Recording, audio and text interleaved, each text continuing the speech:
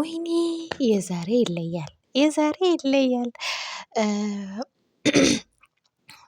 ሁለት እማሞች ራስ በራስ ተገዳደሉ። እንደዛ ነው እንግዲህ። ሰላም ሰላም ናይ ዝፋንን አርዲ ተኸታተልቲ ዝኾንኩም ንኹልኹም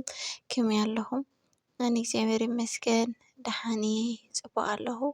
ከምዛነ ሰላም ዘለኹ ሰላም ክትህልወለይ ናይ ኩሉ ግዜ ትምኒተ እዩ። ሽምባር ክብረት ኣሕዋተይ ከምቲ ኩሉ ግዜ ዝብሎ ነዛ ሎማዓንቲ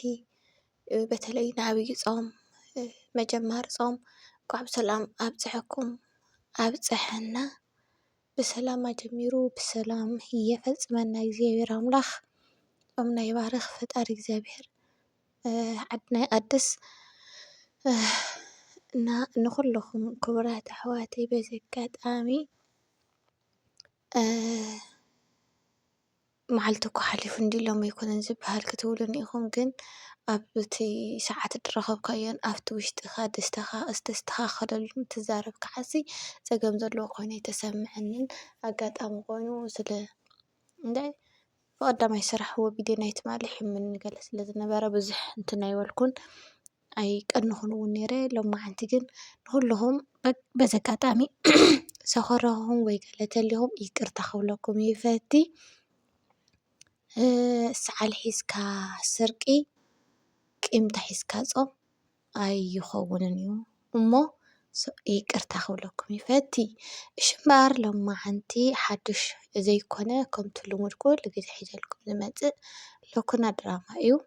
ጀሚረ ክሳብ ዝፍፅም ከዓ ምሳይ ክትፀንሑ ብትሕትና ይለዎ ክቡራት ኣሕዋተይ ምሳይ ፅንሑ ቅድሚያ ላይክ ሸር ሳብስክራይብ እናገበርኩም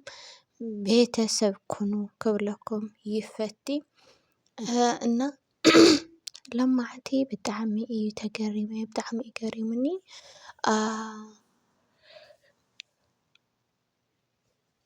እነን ጓል ኣነስያ ዕንቁ ይሰረቃ ክልተ እነን ጓል ኣነስያ ዕንቁ ይሰረቃ ድዩ ዝብሃል ኢኖ ብዝኾነ ክልተ ጎራሓት ክጎራርሑ እንከለዉ ፀገም እዩ ፅቡቅ ኣይኮነን ገበርቲ ክፉእ ክልተ ገበርቲ ክፉእ ክራኸቡ ከለዉ ከዓነይ ቀደመኒ ከይቀደምክዎ ከቢድ እዩ ኤኒዌይ ሕጂ ከዓ ናይ ሚራና ናይ ሮቤል ተገጣጢሞም ክልቲኦም ከይቀደመኒ ከይቀደምክዎ ከይቀደመኒ ከይቀደመኒ እናተባሃሃሉ ተቀዳዲሞም ባዕሉ ባዕሎም ተቐታቲሎም መቸም ገባሪ ክፉእ ንግዚኡ ይደኣሉ ፅቡቅ ዝገበረ መሲልዎ ሓፍ ልዕል ድብል እምበር መዓልቲ ሓልዩ ግዚኡ ሓልዩ እታ ናትካ ናይ ኢድካ ዝፈድ እግዚኣብሔር ስለ ዝኾነ ናይ ኢዶም ከዓ ፈዲዎም ኣሎ እሳ ነቲ እግሩ ካብ ጥቕሚ ውጪ ኣውፂኣ ኣትሪፋቶ ኣላ ጠቕላላ ማለት እዩ ካብ ጥቕምስ ውጪ ጌራቶ መርፍእ ወጊኣ እንድሕር ዝንቀሳቐስ ኮይኑ ሓኒቑ ክቐትለኒ እዩ ዘሎ ሂወተይ ከበላሽወሉ እዩ ምስቲ ለዋህ ሰብኣየ ክነብር ይደሊ እየ ምስቲ ለዋህ ሰብኣየ ሂወት ክመርሕ ይደሊ እየ ብጣዕሚ ዋላ እኳ እንተፍቀርክዎ ግን ሸባ ገይረ ኮፍ ኣቢለ ናተይ ተኣዛዚት ክገብሮ ኣለኒ ከይቀደመኒ ግን ክቕድሞ ኣለኒ ኢላ ጎያ ከይዳ ቀዲማ ተቐዳዲማ መርፍእ ኣምፂኣ ወጊኣቶ ሸባ ገይራቶ ማለት እዩ እሱ እውን ሸባ ኮይኑ ኣይተረፈን ሓሲቡ ኣስተንቲኑ ብዙሕ እንተኣሽሙ ኢሉ ዋዛ ድዩ ኣምፀ ኣቢሉ ገመድ ገይሩ ኣብ ብኸፉ ሕንቕ ኣቢሉ ክሪጥ ኣቢልዋ ንኣ ከዓ ናይ ብሓቂ ኣነ ብጣዕሚ እዩ ዘገሪመ ኤኒዌይ ተንኮል ንተንኮል ክብል ደሊአ ከምደይ ክፉእ ግብሪ ንክፉእ ግብሪ ክልተይካ ኢኻ ተታሒዝካ እታ ጉድጓድ ተኣትዋ እሱ እውን ናይ ሕንድወላን ሒዝዋ ዓፊንዋ ኣይሞተትን ግን ቀልባ ጥፊኡላ ኣሎ እቱ መርፍእ ዝወግአት ይኹን እቲ ሕማቅ ነገር ዝገበረት ይኹን መን እያ እንተተባሃለ ግን ንሎኻና እዮም ኣጣቢቖምላ ሎኻና ግን ምስኪን እያ ምንም ዝገበረቶ ነገር የብላን ዋላ ሓንቲ ዝሰርሐቶ ነገር የብላን ምስኪነይቲ ንባዕላ ሓፍታ ጠፊኣታ ኣብ ሓፍታ ምእላሽ መን ኮን ይኸውን ሓፍተይ ኣህዲምዋ ወይ ኣባሪርዋ ወይ ሕማቅ ገይርዋ እናበለት እያ ትኳለል ዘላ ተወሳኺ ከዓ ፍቅሪ ሒዝዋ ኣድናን እውን ኣፍቂርዋ ሕጂ ሞር ተፈቓቒሮም ክልቲኦም ከዓ ብሓደ ኣለዉ ኣድናን ከዓ ንሱ ትኽፈት ሓደ ድዩ ላዕልን ታሕትን ይብል ኣሎ። ምክንያቱ ብዓይኑ ዝረኣዮ ነገራት ስለ ዘለዎ ኣድናን ደስ ኣይብሎን ክፈትሓ እዩ ድሌት ዘለዎ ንሰበይቱ። ሉሃና ከዓ